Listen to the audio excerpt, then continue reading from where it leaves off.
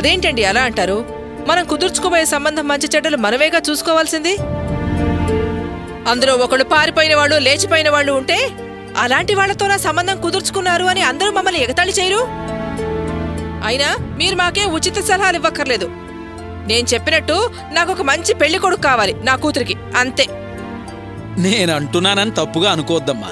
అమ్మాయి తరఫు వాళ్ళు అబ్బాయి గురించి ఎలా అనుకుంటారో అబ్బాయి తరఫు వాళ్ళు అలాగే ఆలోచిస్తారు కదమ్మా. నా కుటుంబానికి వంకేంటి? మా గురించి ఎవరికి ఏమీ అనుకునే సందు లేదు. అసలు నువ్వు ఎవరి గురించి మాట్లాడుతున్నావో, ఏం మాట్లాడుతున్నావో తెలుస్తోందా? ఊరికే అరవకండమ్మా. మీ కుటుంబం గురించి నాకు తెలీదా ఏమిటి? నేను ఈ ఏరియా వాణ్ణి. మీరు మీ అమ్మాయి పెళ్లి చేశారు. ఎప్పుడైనా మీ వియ్యాల వారిని మర్యాదగా చూశారా? అంతెందుకు అల్లుణ్ణి అల్లుళ్లా చూశారా? ఈ విషయం గనక తెలిస్తే మీ రెండో అమ్మాయిని ఎవరైనా చూడ్డానికి వస్తారా? ఎందుకండి అవతల వాళ్ళని ఎగతాళి చేసి మాట్లాడటం? అంత తక్కువ చేసి మాట్లాడకండి. ఎప్పుడైనా మీ కుటుంబం గురించి ఆలోచించారా?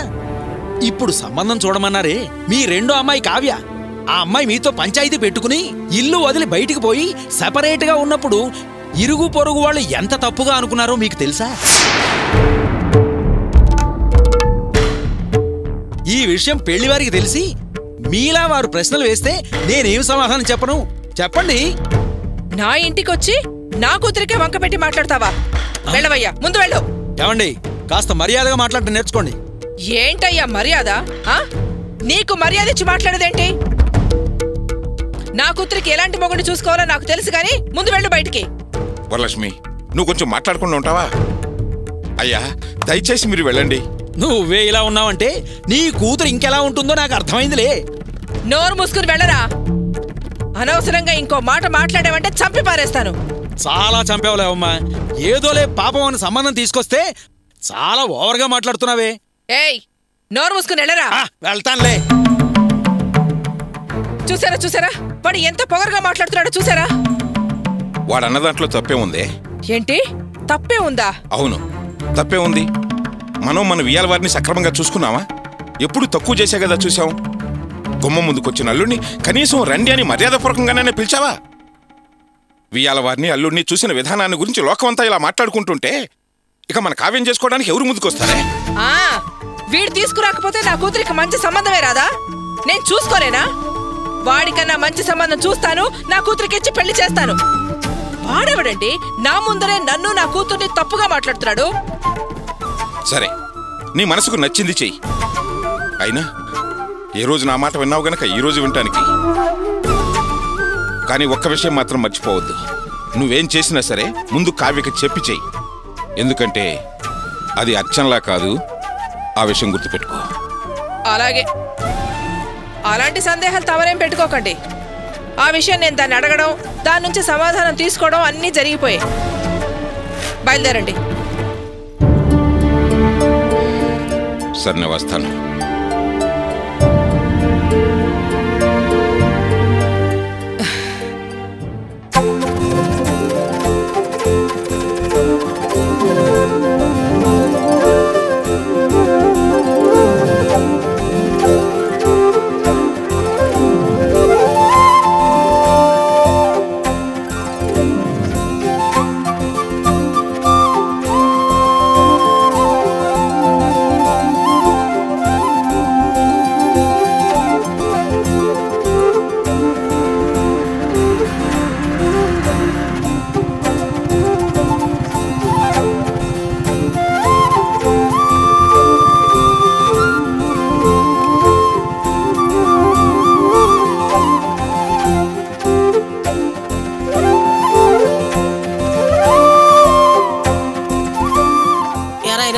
జయంతి రాలేదా? దానికి లీవ్ దొరకలేదు అత్తయ్య. సాయంత్రం రిసెప్షన్ కల్లా వచ్చేస్తుంది. నా కొడుకు పెళ్లి కంటే దానికి ఉద్యోగం ఎక్కువైపోయిందా? ఒరేయ్, నీకు కూతురుందిగా, దానికి పెళ్లి చేయవు. అప్పుడు చెప్తానా దాని పని. చిన్న విషయానికి చాలా దూరం ఆలోచించావే. ఆఫీస్ వాళ్ళు లీవ్ ఇవ్వకపోతే అది మాత్రం ఏం చేస్తుంది చెప్పు? అయినా మేమంతా వచ్చాం కదా, వీలైతే అది మాతో రాకుండా ఎందుకుంటుంది? సాయంత్రం రిసెప్షన్ కల్లా అందుకుంటానంది. సరే సరేలే. అర్చన అర్చన, ఏం అర్చన, బాగున్నావా? అర్చనరా, కులాసానా? కులాసా బాబు. అత్తయ్య, నువ్వెలా ఉన్నావు? బానే ఉన్నాను. అవునే అర్చన, పరాయి వాళ్ళగా టంచనగా సమయానికి రాకపోతే 4 రోజులు ముందుగా రావచ్చుగా. ఇందులో అర్చన తప్పేం లేదండి. నాకే కొంచెం పని ఎక్కువయ్యి ఇలా ఆలస్యంగా వచ్చాం. పోలే బాబు, పిలవగానే వచ్చారు, చాలా సంతోషం. రండి, పదండి. రండి. కావ్య, అర్చన. అర్చన నాన్న, అర్చన వచ్చింది. పద. ఇప్పుడే వస్తాను. రండి బాబు. సరే పదండి. అలాగే అర్చన బాగున్నారా? బాగున్నావా అర్చన? మీరు వస్తారా రారో అని అనుకున్నాను, కానీ కరెక్ట్ టైంకి వచ్చారు. పదండి పదండి. నమస్కారం. అల్లుడు గారు బాగున్నారా? బాగున్నానండి. నమస్కారం. అమ్మ అర్చన బాగున్నావా? మీరెలా ఉన్నారు? ఆరోగ్యం ఎలా ఉంది? మావయ్య మీరెలా ఉన్నారు? బాగున్నానమ్మా. నువ్వు బాగున్నావా? నాన్నగారు అన్ని విషయాలు చెప్పారమ్మా. వేరే కాపురం పెట్టారటగా, ఎలా ఉంది? అంతా బానే ఉంది. ఏం బాబు, నీ పని ఎలా ఉంది? బానే ఉందండి. ఇంకా ఏమైనా కావాలా స్వామి? ఆ తలంబరాల బియ్యం అందుకోమ్మా. వదినా,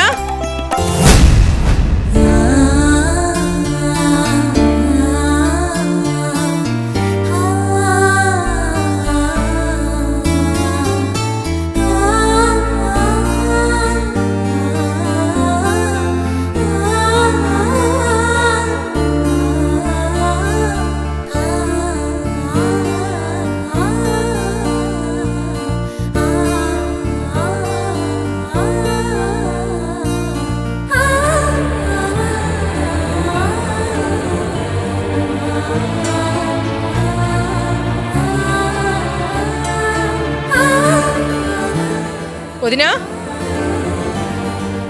తలంబ్రాల బియ్యం ఎక్కడున్నాయో కాస్త వచ్చిస్తారా? అయ్యగారు అడుగుతున్నారు. వరలక్ష్మి, అమ్మాయి అల్లుడు గారు వచ్చారు, అలా చూసి చూడనట్లుంటావేంటి?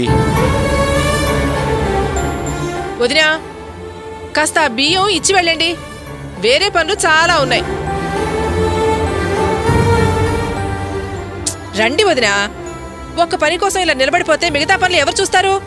వరలక్ష్మి, అర్చనని అల్లుడు గారిని పలకరించవా? వదినా, ముందు మీరు రండి. దాని సంగతి నీకు తెలియదేం కాదు కదమ్మా. అది పలకరించలేదని నువ్వేం బాధపడకు. అర్చన, ముందు పెళ్లి అయిపోని, నేను ఇచ్చిన మాట ప్రకారం మీ అమ్మతో నేను మాట్లాడిస్తాను, సరేనా? వెళ్ళి మీ ఆయన్ని మహేష్ పరిచయం చెయ్యి, వాళ్ళు మాట్లాడుకో. మహేష్ ఎక్కడున్నాడు అత్తయ్య? అడుగో, ఆ రూమ్ లో కూర్చుని ఫ్రెండ్స్ తో బాధ కొడుతున్నారు. వెళ్ళి తీసుకెళ్ళు. పద పదండి. పద అర్చన.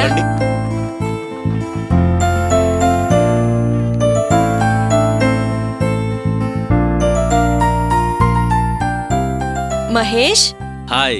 ఏంటి అర్చన, ఇంత లేటుగా నా రావటం? అత్తయ్య మామయ్య ఎప్పుడో వచ్చారు, అది నువ్వే ఇంత లేటుగా వచ్చావు. కారణాల తర్వాత చెప్తాను. ఇదిగో ఈయనే మావారు. హలో. హలో. మీ గురించి మా అమ్మ చాలాసార్లు చాలా గొప్పగా చెప్పేది. ఎప్పుడు మిమ్మల్ని కలవటం కుదరలేదు, ఇలా కలుసుకోగలిగాం, చాలా హ్యాపీగా ఉంది. మహేష్, మీరు మాట్లాడుతూ ఉండండి, మేము బయట. అలాగే, రండి కూర్చోండి. థ్యాంక్స్ అండి.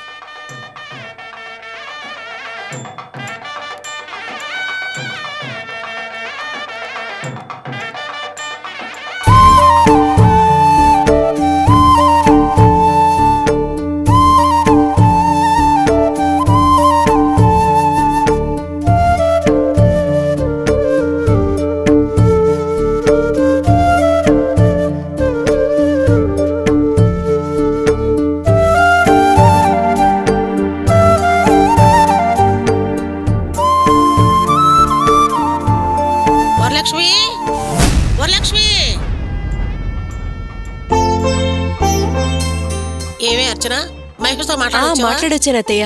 అన్నట్టు పెళ్లి కూతురు చూడలేదు కదా, రా పరిచయం చేస్తాను. వెళ్ళి చూద్దామా? మేము చూడ్డం మాట్లాడడం అన్నీ అయిపోయాయి, నువ్వు వెళ్ళి కలిసిరా. అయితే నేను చూసేస్తాను.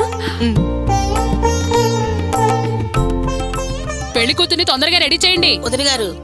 చెప్పొదిలే. నా మేనకోడలు, పేరు అర్చన, బంగారు తల్లి. నమస్తే అండి. నమస్తే.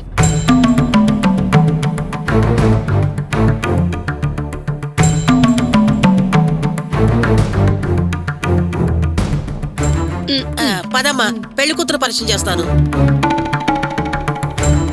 మీ వియ్యపురాలేంటి? ఆ అమ్మాయిని పేరున పరిచయం చేస్తుంది. అంత ఇంపార్టెంట్ మనిషా? ఇంపార్టెంటా ఇంకేమన్నానా? వాళ్ళకేదో దగ్గర బంధువు అంట, ఏదో అనాకరీ రకం. చూసావా, మెళ్ళో పసుపు తాడు తప్పించి ఇంకేమైనా ఉందా? చూడబోతే ఆ చీర కూడా ఎవరి దగ్గర అద్దెకు తెచ్చినట్టుగా ఉంది. అలాగా? సర్లేరా. నమస్తే నమస్తే, రండి రండి.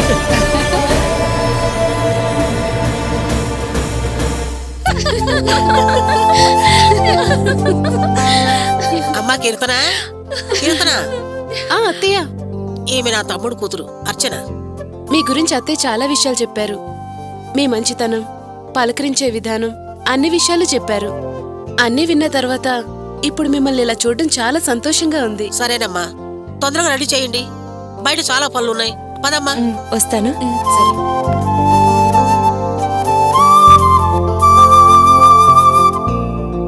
కావ్య, అమ్మా ఒకసారి ఇట్రా. ఒక్క నిమిషం. ఇప్పుడు చెప్పు, ఏ పాట పాడుతున్నావు? ఏంటమ్మా? నీ మెళ్ళో గొలుసు తీసి అక్క మెళ్ళు వెయ్యమ్మా. నా చేనా? అవును, నీది. ఏమీ లేకుండా పెళ్లికొచ్చింది. పసుపు తాడు తప్ప ఏమీ లేదని అందరూ తలో మాట మాట్లాడుతున్నారు. పైగా నేను వింటుండగా అంటున్నారు. నాకు చాలా బాధగా ఉంది. వెళ్ళమ్మా, వెళ్ళి అక్క మెళ్ళో నీ గొలుసు వేసిరా. సరేనమ్మా. రాచన కూర్చో. కలిసి వచ్చావా? అమ్మాయి బాగుందా? బాగుంది. అర్చన, ఒకసారి ఇలా రా. ఎక్కడికే? రా చెప్తాను. ఏ ఇలా కూర్చో, మాట్లాడుకుందాం. నువ్వు రా చెప్తాను. ఎందుకు?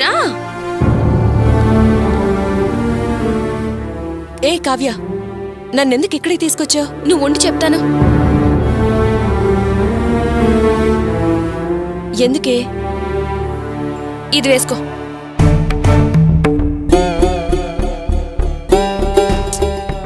నాకెందుకిప్పుడు? వద్దు, అమ్మ వేయమంది. వేసుకో. వద్దన్నాను కదా. పెళ్లికొచ్చిన వాళ్లల్లో ఏ నగలు లేకుండా వచ్చిందానివి నువ్వు ఒక్కదానివే. అందుకే పెళ్లి కూతురు తల్లి నీతో మాట కూడా మాట్లాడలేదట. అమ్మ చాలా బాధపడుతుంది. నా మాట విని వేసుకో. ఇది నీచేనే అర్చన. నువ్వు బావా తిరిగి ఇచ్చేసింది. నీకు నువ్వు అనవసరంగా ఏదేదో ఊహించుకుని వద్దనుకో. వేసుకో అర్చన, ప్లీజ్. వద్దంటున్నాను కదా కావ్య. ఇంత బతిమాలుతున్నా వద్దు వద్దు అనే కాని ఇంకో మాట మాట్లాడవేంటి? ఎందుకంత పట్టుదలకు పోతావు? ఇది పట్టుదల కాదు కావ్య. ఇది ఆత్మాభిమానానికి సంబంధించిన విషయం. ఎవరో ఏదో అనుకుంటున్నారని నీ నగో మరొకరి నగో నా మెళ్ళో వేసుకుని ఇప్పుడు తిరిగితే అది మా ఆయన్ని అవమానించినట్టు అవుతుంది. ఆయన నగలు పెట్టలేనివాడని వెక్కిరించినట్టుంటుంది. నలుగురిలో ఆయన్ని వేలెత్తి చూపించినట్టవుతుంది. మా ఆయన నేను మోయలేనని నగలు చేయించి నా మెళ్ళో వేస్తారన్న నమ్మకం నాకుంది. ఆ రోజు త్వరలోనే వస్తుంది. మీరే చూస్తారు కదా. అందుకే వద్దంటున్నాను, అంతే. అర్చన, కావ్య, ఇంతవరకు అమ్మ నాకు చేసిన సాయం, నాకు పెట్టిన బంగారం, అవన్నీ చాలు. మళ్ళీ ఈ చైన్ తీసుకోవడం నాకిష్టం లేదు కావ్య. అమ్మ నాతో మాట్లాడకపోయినా నన్ను చూసి మొహం పక్కకు తిప్పుకున్నా అమ్మ నా మీద చూపించే ప్రేమ చూసి నాకు సంతోషంగా ఉంది. అదే నాకు పెద్ద అలంకారం చేసినట్టుంది. ఎవరో ఏదో అనుకుంటున్నారని, నన్ను గౌరవించడం లేదని, అవన్నీ నాకు అనవసరం. అత్తయ్య మావయ్య ప్రేమగా పిలిచారు, మేము వచ్చాం. మమ్మల్ని ఇక్కడ గౌరవించారు. అది నాకు చాలు. మిగతా విషయాలన్నీ నాకు అనవసరం కదా. అందుకే అంటున్నాను, ఈ నగలు అవి ఏం వద్దు, నువ్వే వేసుకో. అది కాదర్చన, ఇది నీకు అమ్మ. నిన్ను వేసుకోమంటున్నాను కదా, వేసుకో.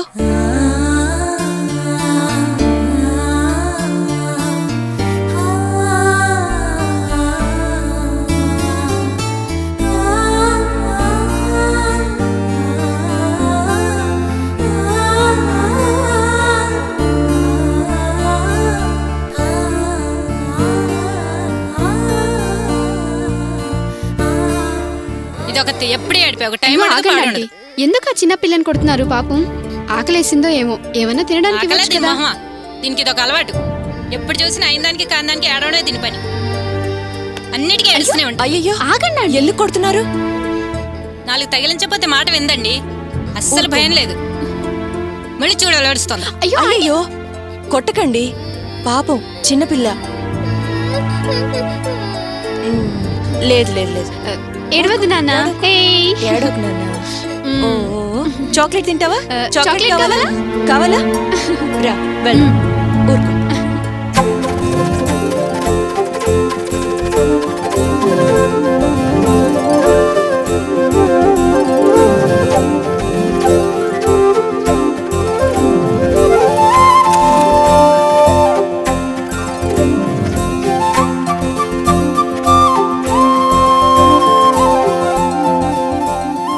భజంత్రీలు వాయించండి నాయనా.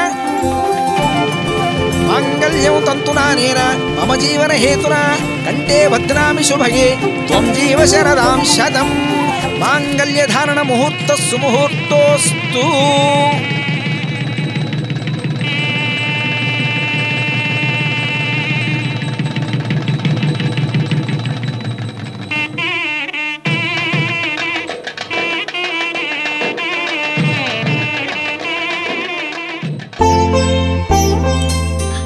చేశారా అండి? చేశాం బావగారు. బయలుదేరదామా? మహేష్ వెళ్ళొస్తాం. వెళ్ళొస్తాం అమ్మా. ప్రియా, కావ్య అలాగే. అన్నయ్య వస్తాం. రమ్య వెళ్ళికొచ్చినందుకు చాలా థ్యాంక్స్. బాయ్ కావ్య. వస్తాం. మావయ్య వస్తాం. నాన్న వెళ్ళొస్తాం. అమ్మ దీని మెళ్ళ చైన్ పోయిందే. ఎలా పోయిందే? అంతా వెతికావా? అంతా వెతికానమ్మా. 2 తులాల బంగారం. ఆయన అడిగితే ఏం చెప్పాలి? వద్దే అన్నాను. విన్నావా నువ్వేమన్నా? ఇప్పుడు అది ఎక్కడ పోగొట్టుకుందో, ఎవరు తీసారో ఎవరినన్ను అడుగుతారే? ఎవరు తీసుండ్రా గౌన్లో ఉంటుంది చూడండి. ఇటు తిరగవే. లేదే లేదే. 2 తులాల చైను. ఎవరికైనా దీన్ని ఎత్తుకోమని ఇచ్చావా? ఇదిగో ఈవిడే. ఇది ఏడుస్తుంటే ఎత్తుకుంది. అవునండి, పాప ఏడుస్తుంటే సముదాయ ఇద్దామని ఎత్తుకున్నాను, కానీ మెళ్ళో చైన్ నేను గమనించలేదు. ఏంటమ్మా అంటున్నావు? పిల్ల మెళ్ళో గొలుసే చూడలేదా? ఇంకేం మరి, దీని మెళ్ళో గొలుసు కనపడింది. ఏదో వంక చూపి నొక్కేసుంటాం.